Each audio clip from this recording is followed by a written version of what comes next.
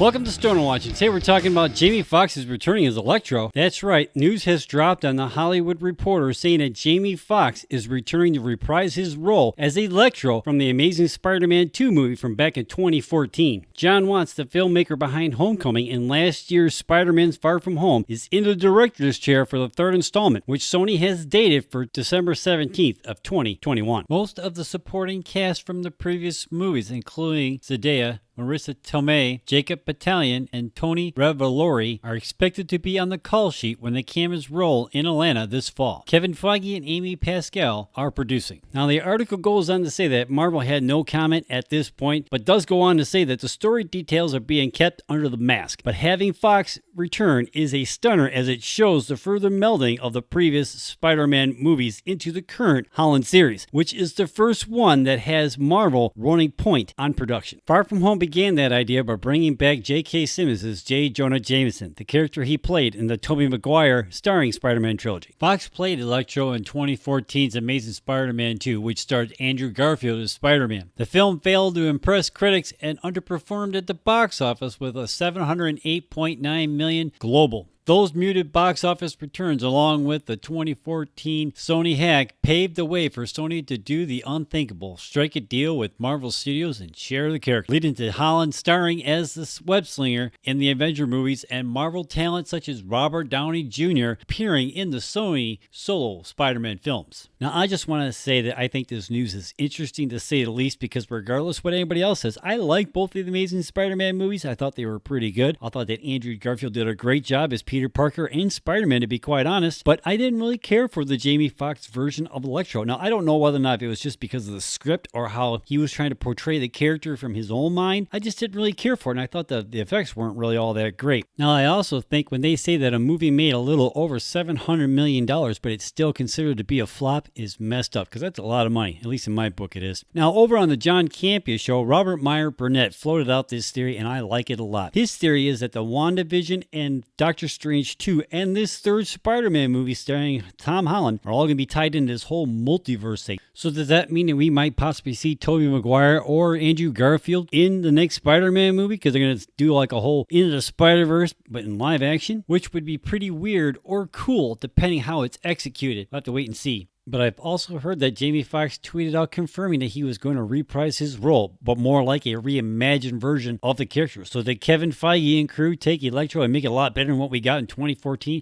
Let's just hope so. So I don't know. Did you hear that Jamie Foxx was in final talks to reprise his role as Electro in the brand new Spider-Man movie coming out in December next year? Let me know in the comments down below. Do you think it's a good idea? Do you think that they actually should do a multiverse tie-in with WandaVision and Doctor Strange 2 along with this movie? Let me know in the comments down below. But I think this can be pretty interesting and can be a pretty good idea if they do it right.